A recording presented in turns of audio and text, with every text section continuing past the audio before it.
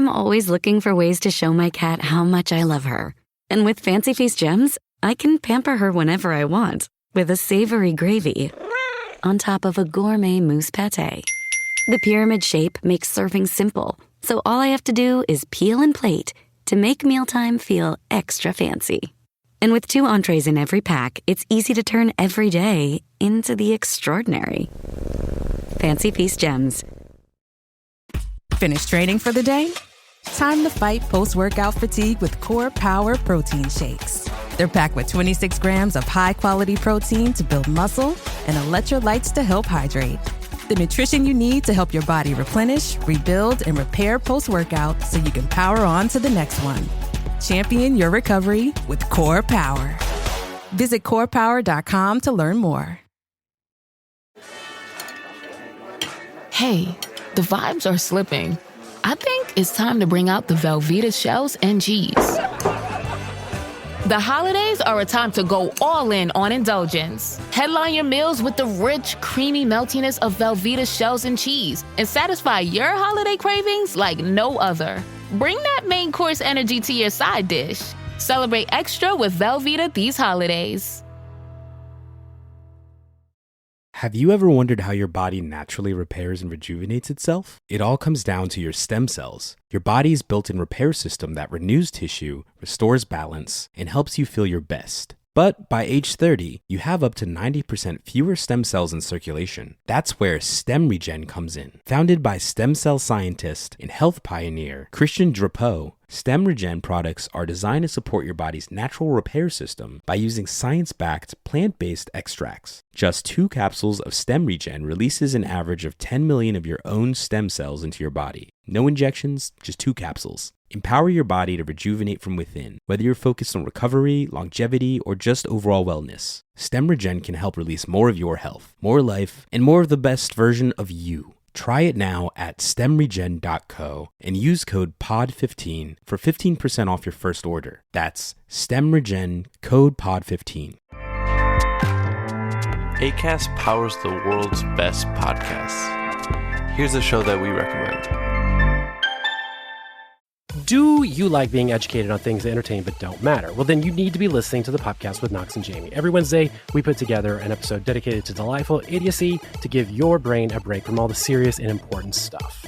Whether we're deep diving a classic movie, dissecting the true meanings behind the newest slang, or dunking on our own listeners for their bad takes or cringy stories, we always approach our topics with humor and just a little bit of side-eye, and we end every episode with recommendations on all the best new movies, books, TV shows, or music. To find out more, just search up the podcast with Knox and Jamie wherever you listen to podcasts and prepare to make Wednesday your new favorite day of the week. Acast helps creators launch, grow, and monetize their podcasts everywhere. Acast.com.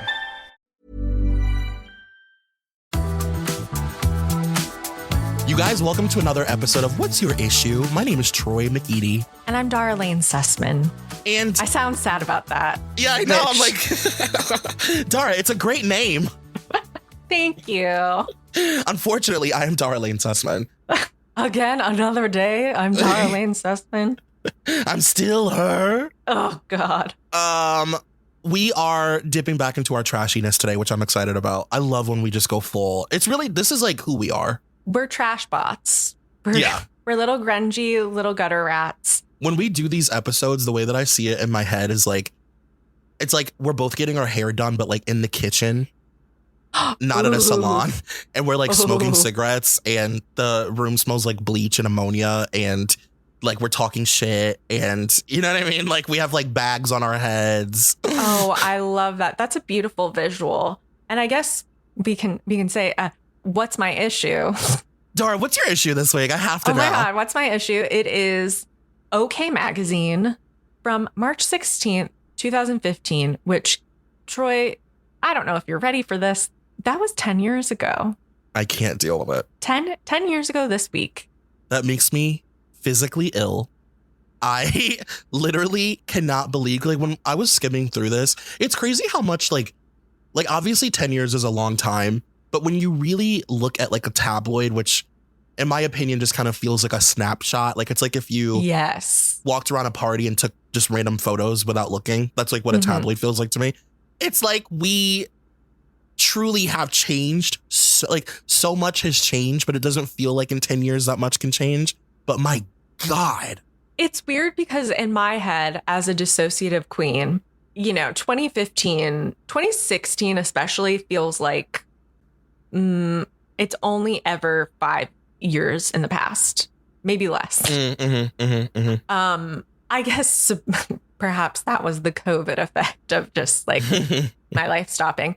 But to then have it really sink in that 2015 was 10 years ago. So there's just like a whole cycle of new trends, and to see how different it looks, and it's like, oh, wow, that was quite a bit ago. And it's also the trends they're not far enough away to feel like they could come back at any time soon. Like I'm seeing a lot of like platform heels and like, like just like I hate when trends are so recent, but also so far away that like they're in that limbo where we're not nostalgic for it yet.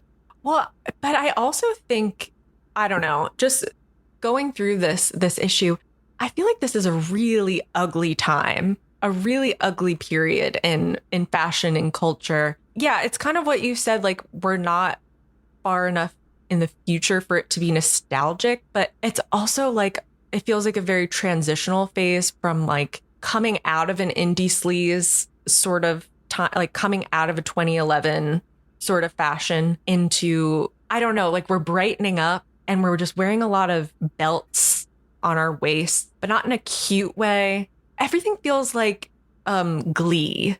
Yeah. Like everything is styled and sponsored by JCPenney.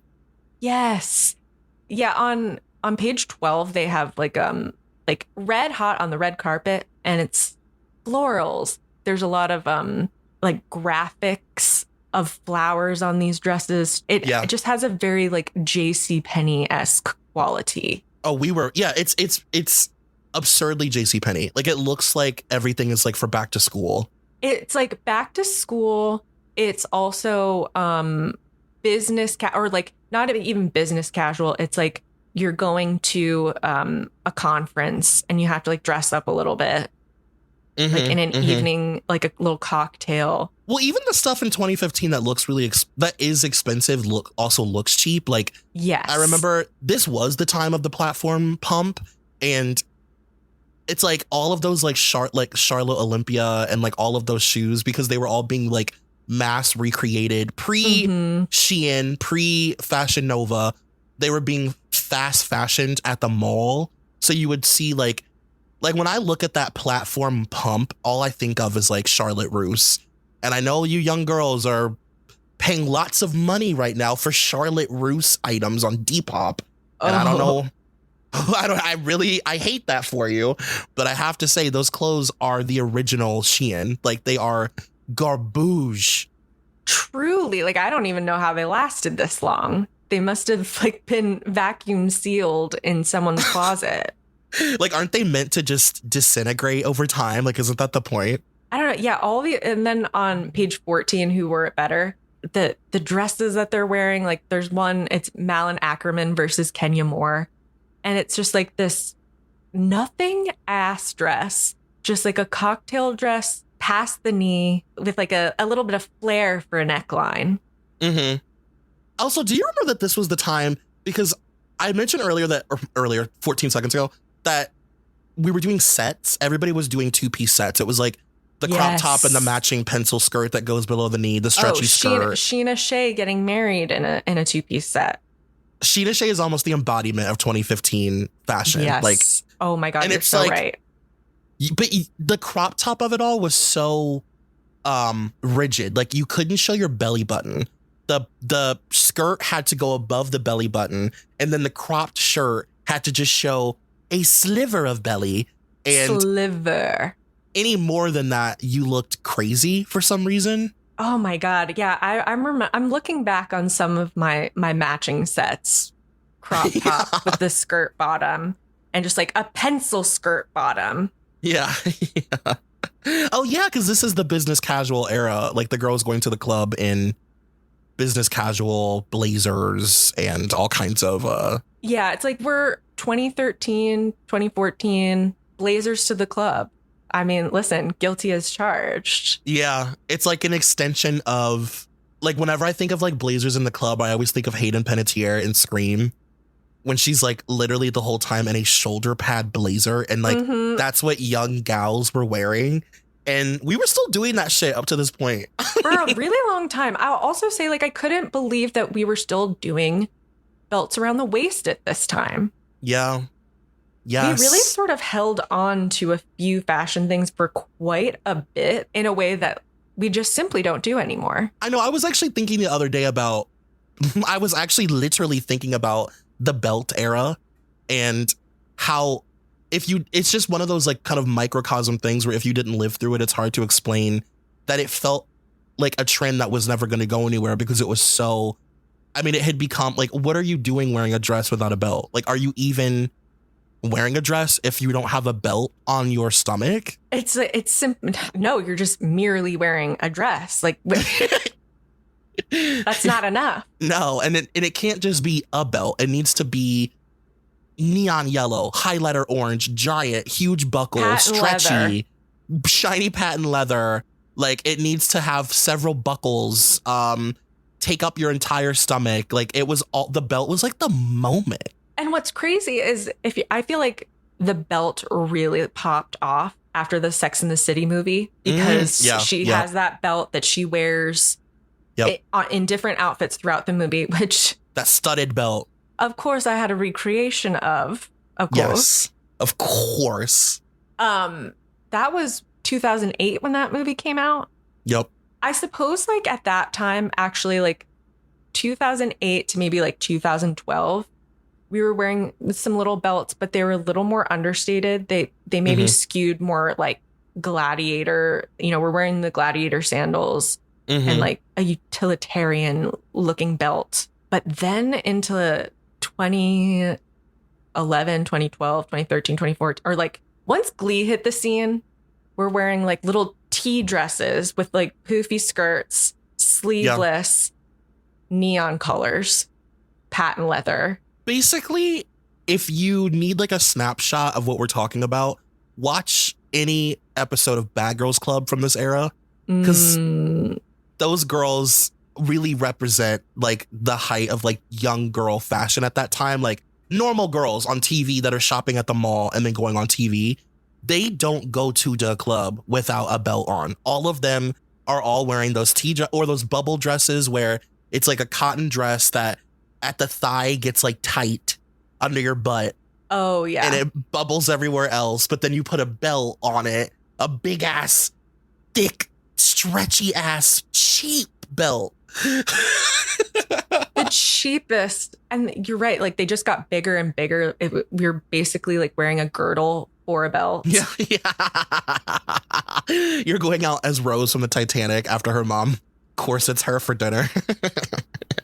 Yeah. I will say though, like I'm thinking back to myself in 2015, and I at this point was not wearing belts anymore. I think that it was firmly in like suburban culture at that point, and it was over. And it takes a while for the runoff in this time to dissipate. Yes. Until the trend is done. Yeah, the internet isn't running the trends into the ground. So it's like they have like a natural death. They don't just like get hype for a week and then disappear. So you're right. This was like, if you were like a young girl in like a flyover state, there's a chance that you were still wearing belts like this, but like they were done. And I do think that it had gotten replaced by the set, the crop top, the two-piece, the pencil skirt, either to the knee or like short. But either way, it's just a stretchy piece of fabric that with no design and, like a little flouncy top. Fabric. Yeah.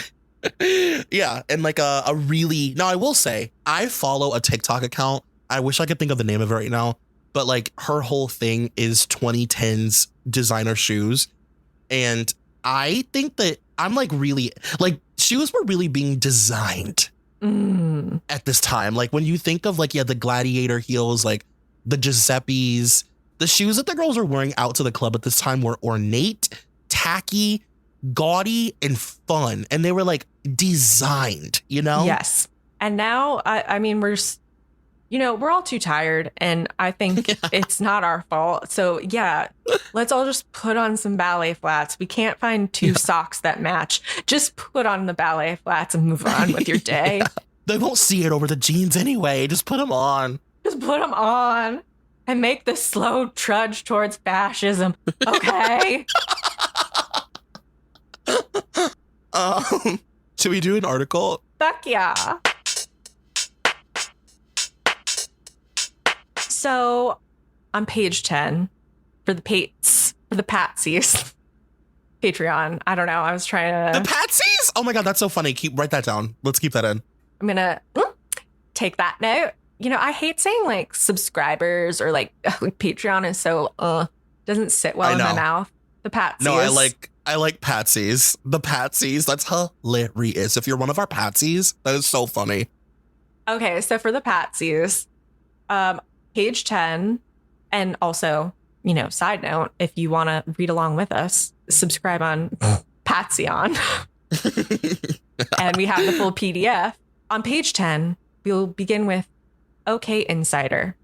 Real Housewives of New Jersey wants new blood. And it says, Teresa Giudice shouldn't expect to see many familiar faces on The Real Housewives of New Jersey once she gets out of jail. According to an insider, producers are on the hunt to build a new cast for the hit reality show. Quote, everyone is on the chopping block. Teresa, God, I wasn't really like, I don't remember these people. Nicole Napolitano, and even the Gorgas. I don't remember Nicole.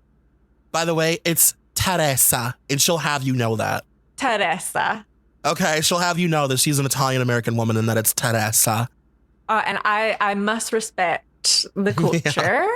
Yeah. Teresa. I'm like Giada. Suddenly I'm just like, Teresa, mozzarella. Spaghetti. That's my favorite one.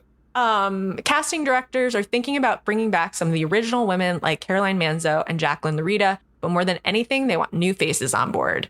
And then it goes on to say basically that the producers are having trouble finding people because rich people are like, I don't want to get found out for like tax evasion, so I don't want to put my life on TV. This is, so you know how people will joke that like COVID created a new timeline? Yes. And like we're in it still.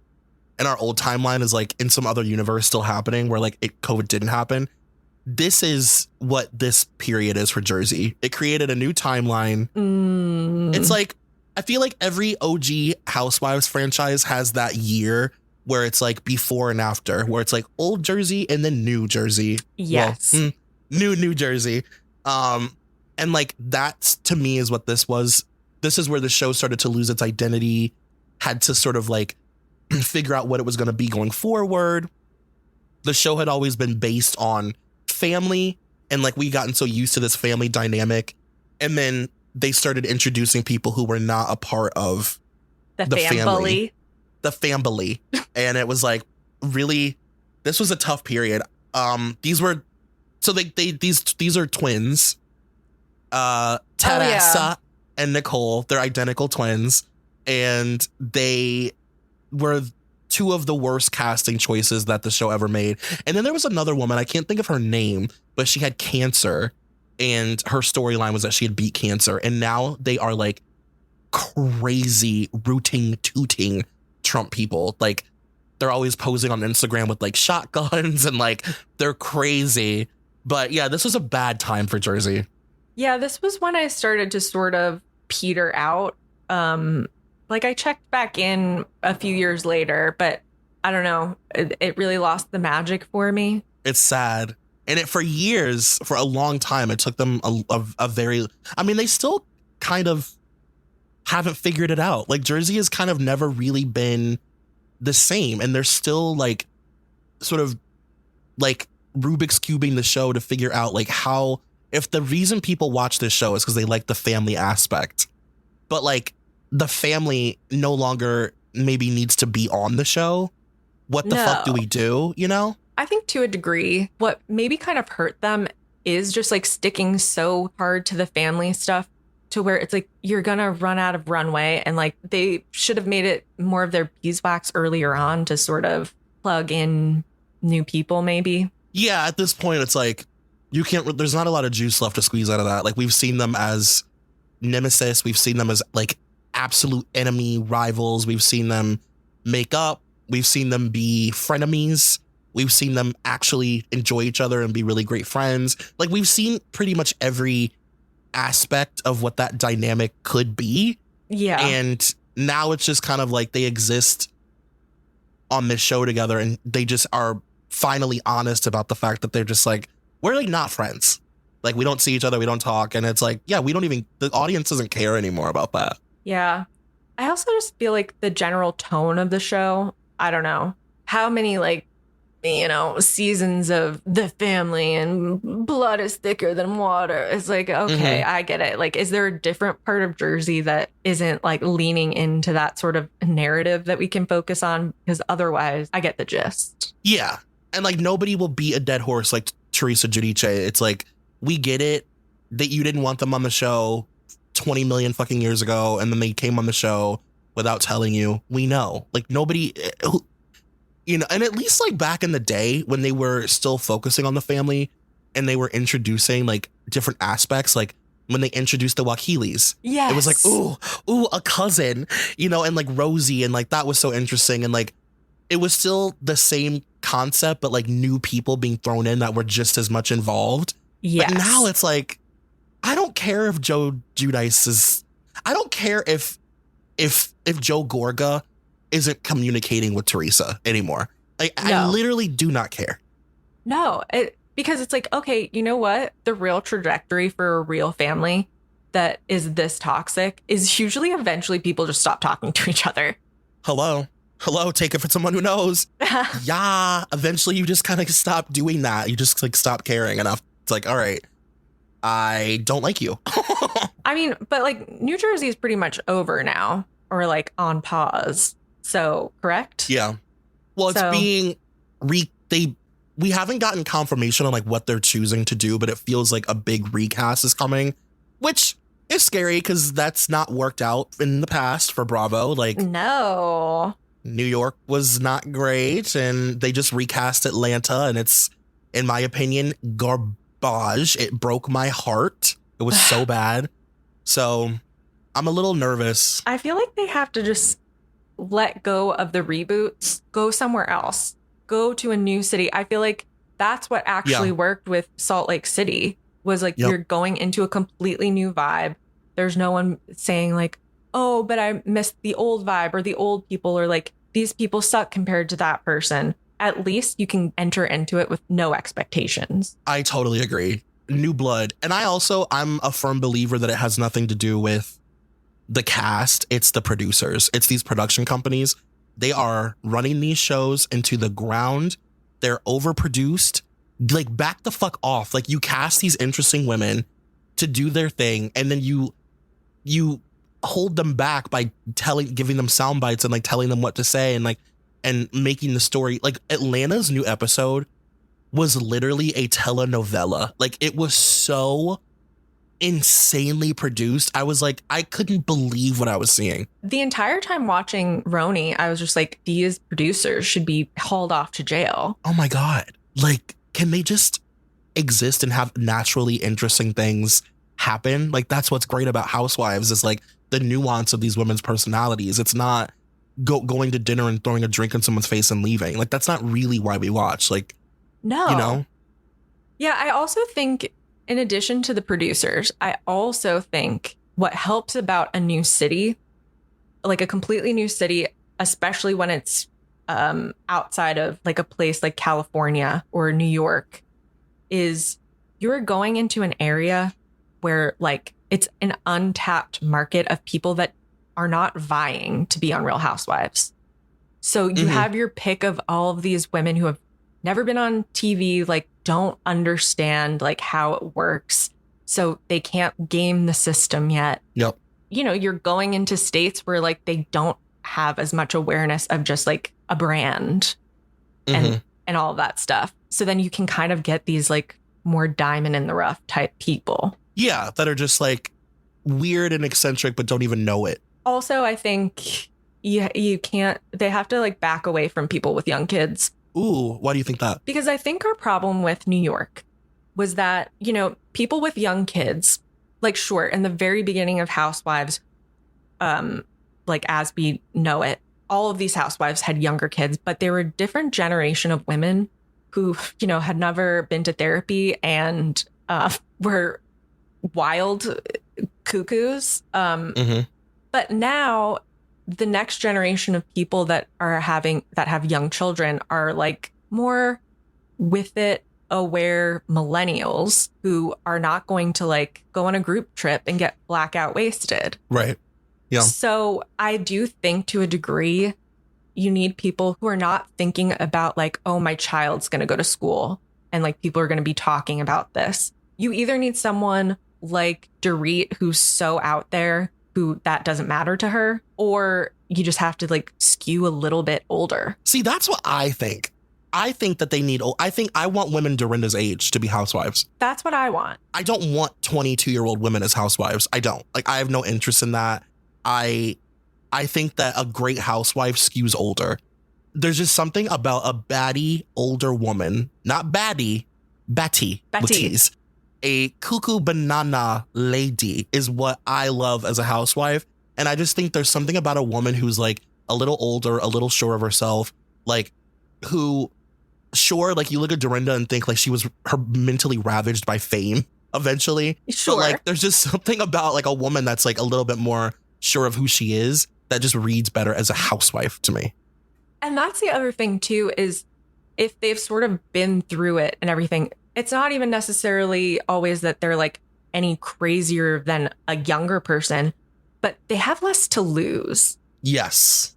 Yeah, for sure. And they're less invested in the social media of it all. Like, yes, these are the kind of women that have to be taught how to open their phone. Mm-hmm. So they're not really thinking about how this will look on an Instagram reel. Like, they're just living, you know? Yeah, they're not like thinking about social media algorithms and their brand. Yes, to them, their brand is like just being a mom and a wife. Like, they're not trying to start a jewelry line. Now, will they eventually? Of course. Of course. But that's the fun of it all. Or it's also like, you know, when they're older, you know, they're transitioning into the next phase of their life. The kids don't need them anymore. They might be divorced. It's like, who am I now as a woman? Yeah. And it's like, oh, this is who I am. Oh. And it's like, whoa. Ah. Yeah. I'm one of Andy's dolls is who I am. Ooh. I heard that there was like rumors of casting in a new city. I forget. Oh, really? Yeah. I feel like I've heard about Rhode Island as I don't know why they haven't done Chicago. I know. That would be good. Chicago would be great. I remember them also saying something too about another California city. I want to say it was like any more California. I know. Like, I don't want another like city of blonde white women. I'm like, I want weird eccentric women from like that's why Potomac is so great. Because it's like, who was thinking about Potomac before they went there, you know? Exactly. And, you know, I think you've discussed before, like, and we've talked about this, like how every city has their thing. Like Potomac was unexpectedly for manners and things like that. Mm-hmm. It's like, I don't know. Yeah. When it comes to California, like, you're not going to tell me like there's a new interesting vibe somewhere. No, that we haven't seen. Yeah. California is just like, I don't know, Trumpy, like people in OC, you know, the Beverly Hills types. And then you're not going to tell me that like San Francisco is going to be so different from either of those two things. That's so funny because I think that's what it was. It was San Francisco was what I was reading. Oh, yeah, you're right. It was San Francisco. And it's like, I don't care. And I don't want like tech wives, you know. Oh, yeah. No, I don't want with a bunch that of like Pavitt like husbands. Mm-hmm. I can't even hear his name. You know how I feel about that man. Oh, I do not. We do not like. Not at all. I wish there was like, I would take like Real Housewives of Santa Fe and it was just like a bunch of crystal ladies. Yeah, that's what I mean. I want weird ladies, like weird wealthy ladies that are like Sedona. That exist. Yeah, yes. That's exactly what I'm talking about. Like weird cities that nobody is talking about that makes us tilt our heads when we hear it. I mean, yeah, like where we're like, wait, what? Exactly. Like somewhere like Sedona, I'm just thinking of Coco Austin, of Ice and Coco. Like her mother moved them all to Sedona because she got cancer or something and went to Sedona for the air quality and the spirituality and cured her cancer. Yeah. Like I want people like that. Yeah. Like women that have implants but are also like only into like natural living. Yes. And like, sure, are we going to end up with a lot of anti-vaxxers? A lot of opinions we don't like. Sure. But, you know, who do we think Ramona Singer is? Exactly. That's the fun of it. It's the fun of it, baby. We got to have our problematic queens or else it's not interesting. Exactly. We need women to be like mad about. We don't have enough to be mad about at this time. Yeah. I need something to rile me up.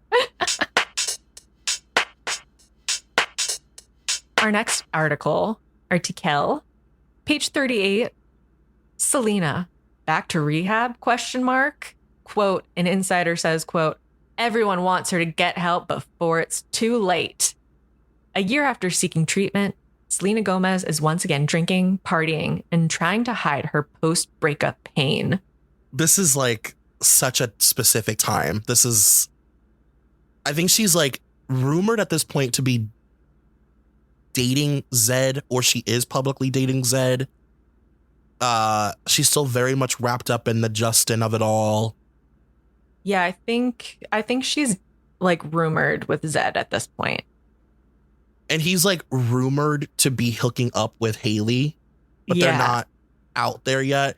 And the thing that I find so interesting about Selena Gomez, and I've talked about this before, but like Selena Gomez is one of the only pop stars, and for her to be so famous, she lives in this like this weird sort of limbo where there are a lot of people who know of her troubles, who know of her addictions, who know that she's like had this really troubled past. But there are a lot of people that are completely unaware. It would be like if half of Britney's intense fan base just didn't know that she had a troubled past.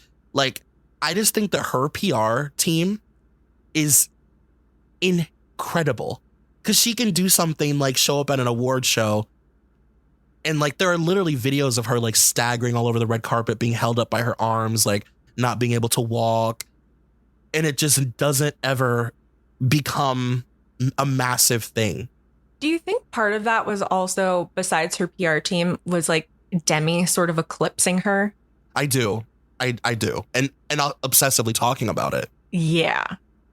Yeah. So she could sort of like scoot by under the radar. And she always looks like the more sort of golden girl, you know, Christian, good girl. Yeah, I do think thinking back on that time, and I do remember like when I fully realized like, oh, she actually has her own stuff going on. I couldn't believe how late to the party I felt. Yeah. Yeah. Because it had been, by the time it reached like mainstream news, it had been happening for so long, but they just weren't talking about it. Yeah.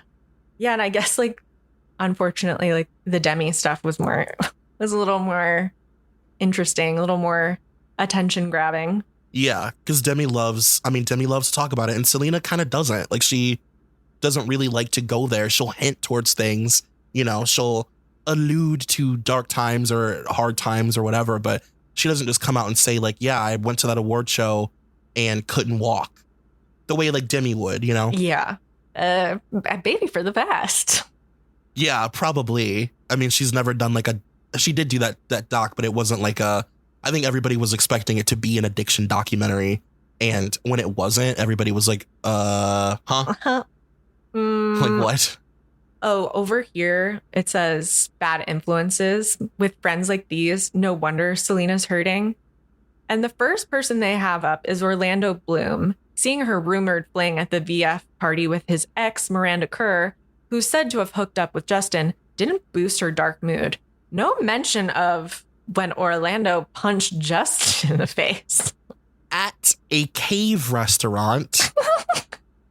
Like, let's not forget that they were at a restaurant built into a cave that had a hole exploded into it for a restaurant.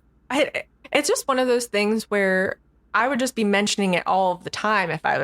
If Orlando Bloom was being mentioned, it would be like not actor 38 Orlando Bloom. It would be actor punched Justin Bieber in a cave. Yeah. Orlando Bloom. He punched him when he was like his most porcelain and his most lesbian. Like, he really, to punch Justin Bieber's face at that time was like, it's like going and cutting the arm off of the Statue of Liberty. Like, he punched Justin at the height of his beauty. And it's also, he's so much younger than him. It is so absolutely insane to be like, yeah, I'm going to punch this little shithead in the face in front of all of these people.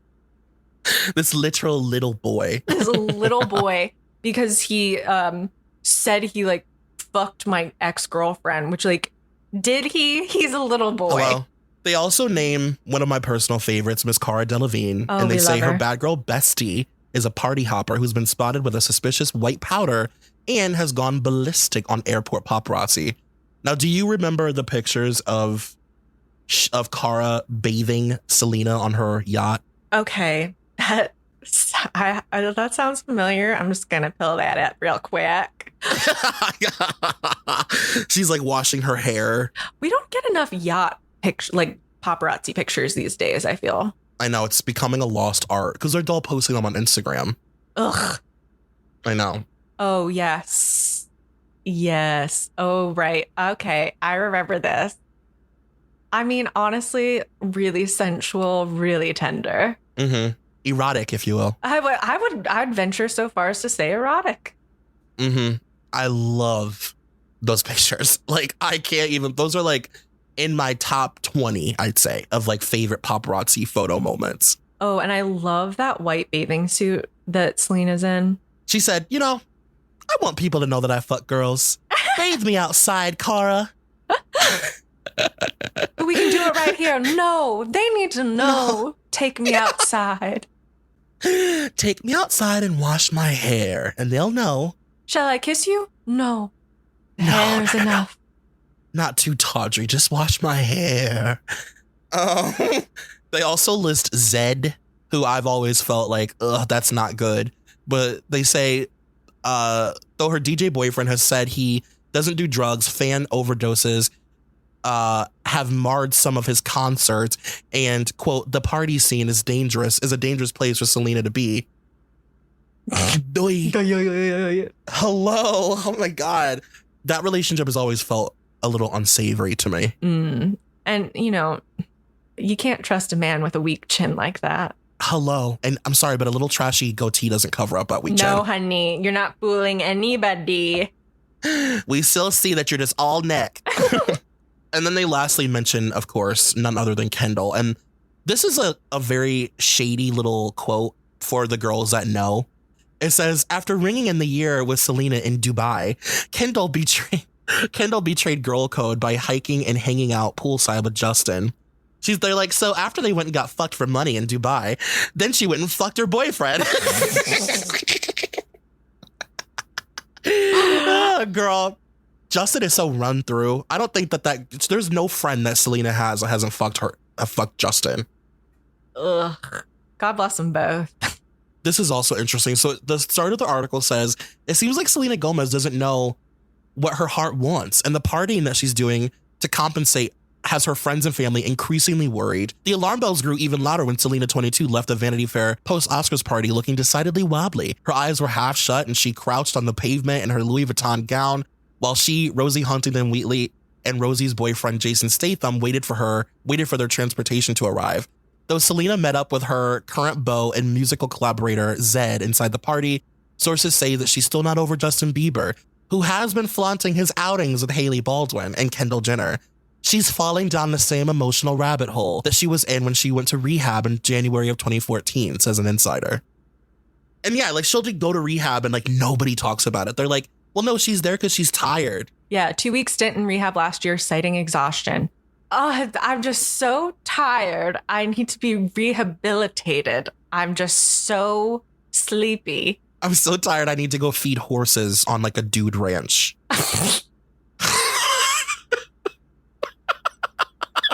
what? It doesn't even make any sense. Like, you're a wealthy person. If you're tired, you go to a resort and sleep. I'm so tired that only equine therapy will wake me from my slumber. Do you have theories about Selena's voice? Oh, well, I do, unfortunately. No offense to her. If she's a listener.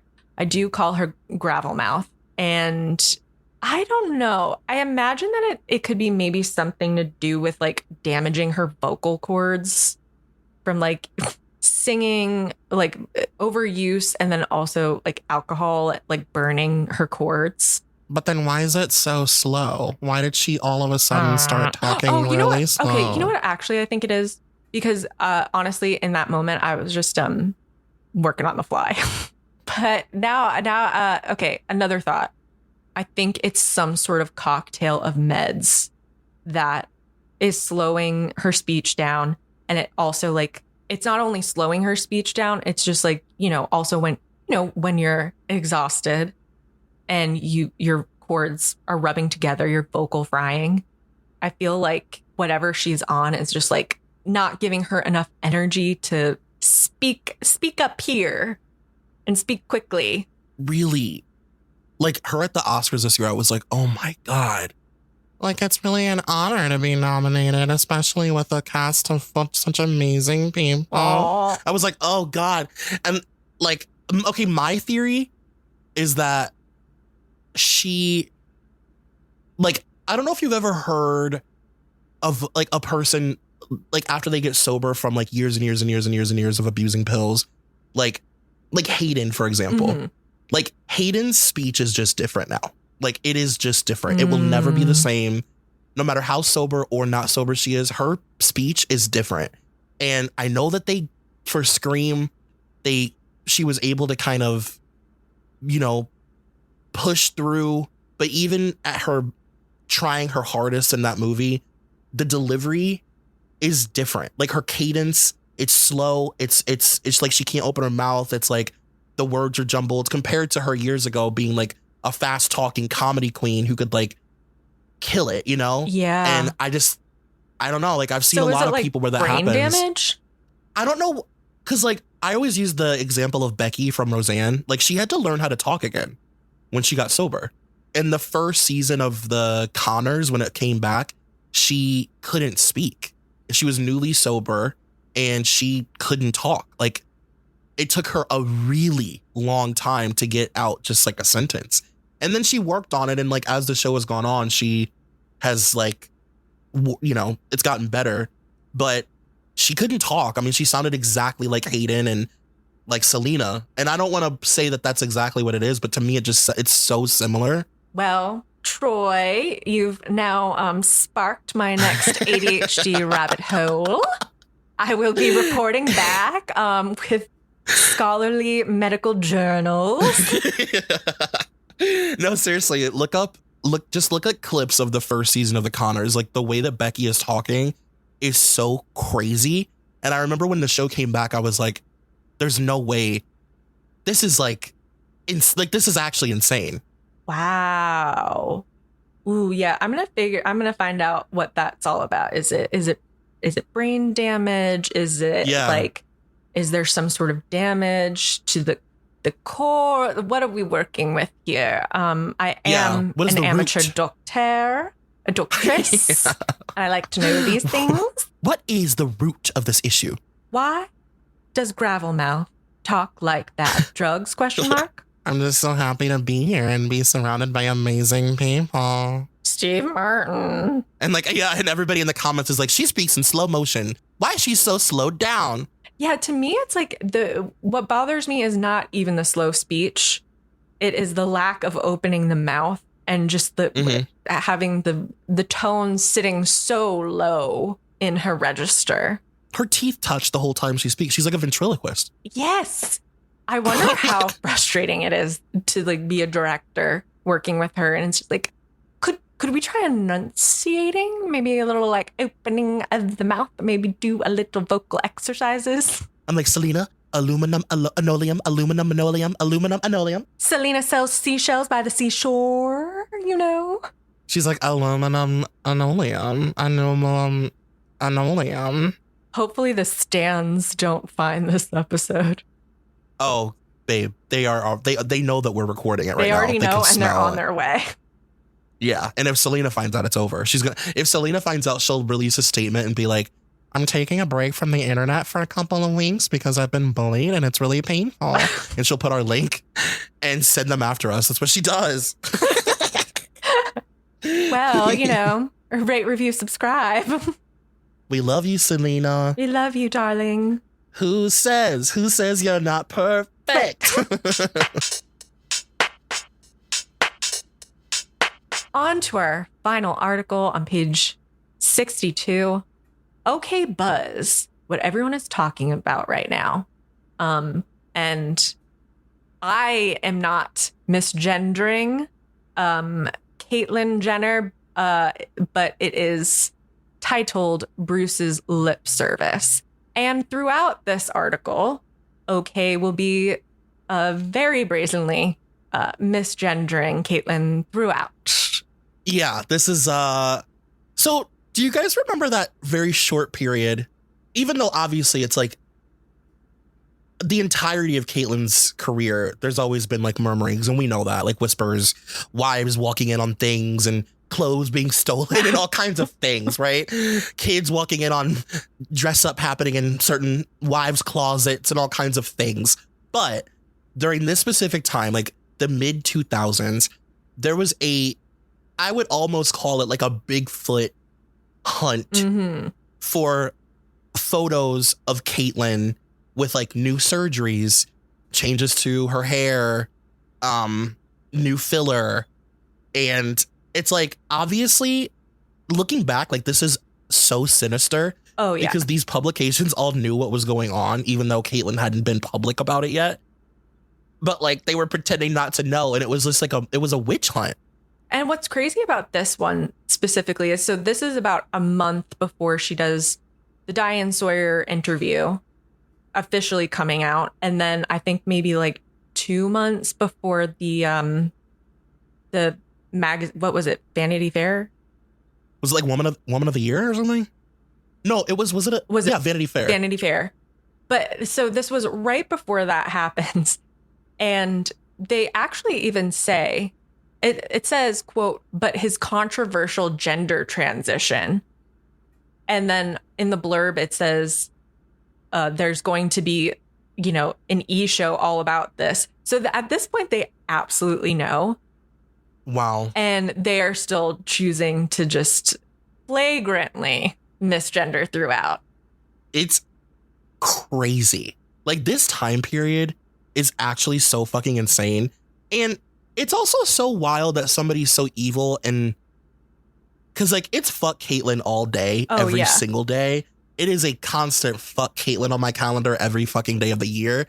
But it is insane that somebody's so evil and like so horrible for the queer community is the reason that these conversations sort of changed. Mm-hmm. Like we were so vulgar and like just gross about trans people before having Caitlyn sort of like smack us across the face with like the shock of it all. Yeah. And, we were like really crude about trans people. I mean, we still are in this country, but like just generally people were like sick. Yeah. And then we got 8 passable years. And now, things are not so great. Not looking good again. Yeah, it is sort of interesting how back then, 10 years ago, for that like brief little blip in time, was like, wow, Caitlyn is changing things in a positive way to have, someone who was as an Olympic medalist, the picture of masculinity. Mm-hmm. Wow, that really like changes people's perspectives. And now, fuck Caitlyn. She really, didn't maintain that goodwill. And all of this after she had just killed a person with her car. She had just committed her first murder, which is insane.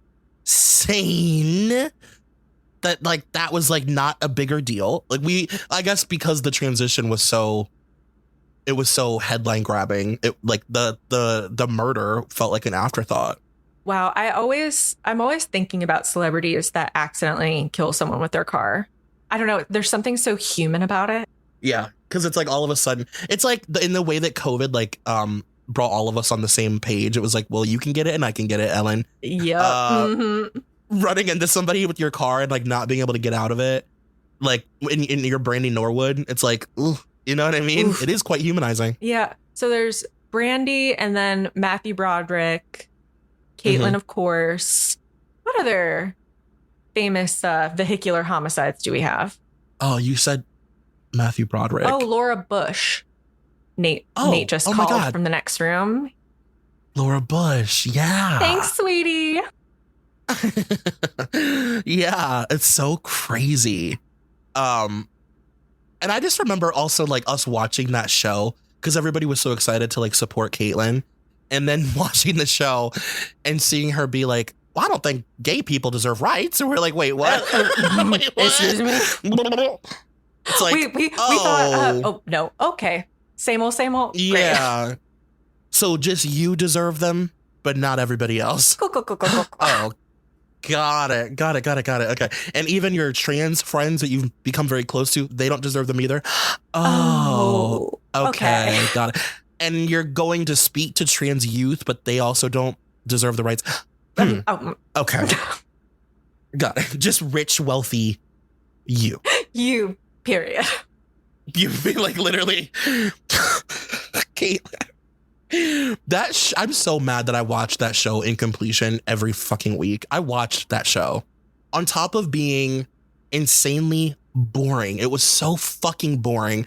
And then I remember they kept bringing in people to try and make it feel like they brought in like Candace Kane and like all of these people to make it like fun. And Caitlyn had like a gaggle of trans gals that she would like go around with, and they were doing everything they could to make it a fun show.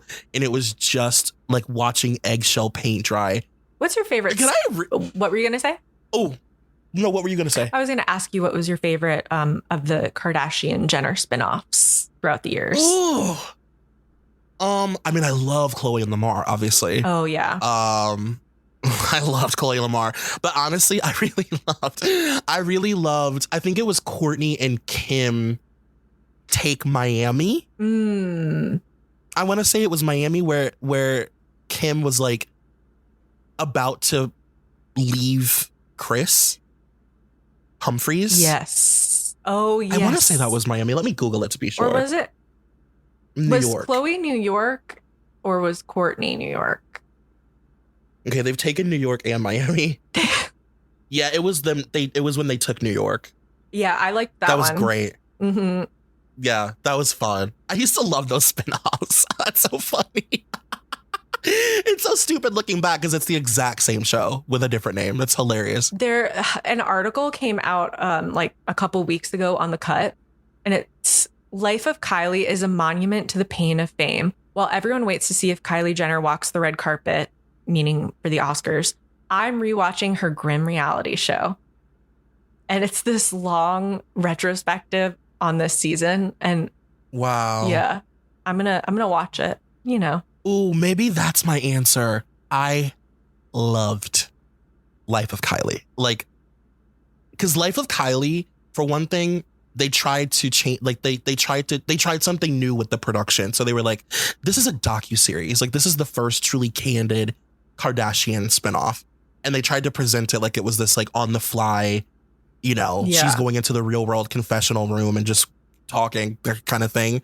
But it did kind of end up inadvertently being this weird like look into this shell of a human person, this young girl who like as a child and like as a teenager had all this personality and was like so funny and goofy and silly and was like the kooky one of the family.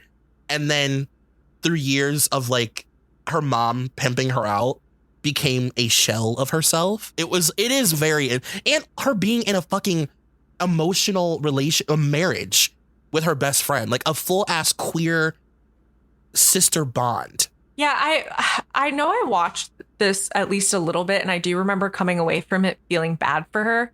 You know, I'm just such a compassionate compassionate woman. Like, I can't help but feel bad for this little billionaire. But no, now the article's really interesting. So now I want to like have a close watch because, you know, there aren't better things to do with my time, like volunteering. Life of Kylie, please. Well, that was fun. This was like a fun, like getting into a tabloid kind of moment. I just like love when we go from highbrow talking about Nancy Joe articles, Vanity Fair, you know, beautiful like Annie Leibovitz photo shoots to then this. To absolute trash. No, it's fun and it's, you know, it's less reading for us. Less reading, more pictures. We love a picture book. Sometimes these beautiful minds need a break. We just want to look at women wearing like crop tops from 2015, a picture of Sheena Shea, a picture of the Vanderpump Rules cast before they were famous, things like that. You know, Jax Taylor 2 faces ago. Yeah, exactly. Well, this was great. This was fun. Come become a Patsy on Patreon. We've got Please become a Patsy. You know, we've got the PDFs. We've got a Lindsay Lohan bonus episode that just came up, and yeah, more to come. Yeah, we just did Lindsay Lohan week. If you haven't listened yet, it was like very fun. A lot of reading, a lot of really interesting articles, a lot of just like amazing moments in time. Like that was like some of my favorite stuff that we've done so far. Yeah, that was really fun. You just did a much better selling it than me.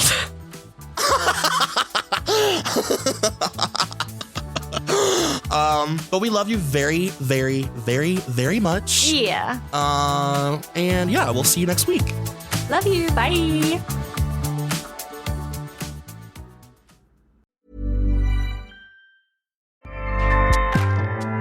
Acast powers the world's best podcasts. Here's a show that we recommend. Love music? We do too. Well, if you ever feel like it's hard to keep up, though, don't worry. We're here to help. Monday through Friday, Daily Music Headlines gets you the top happenings in music, from chart toppers, news releases, concert announcements, and more. All in less than 5 minutes. Don't miss out. Get the show at dailymusicheadlines.com.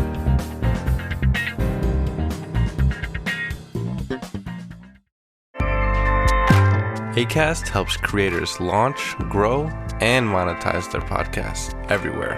Acast.com.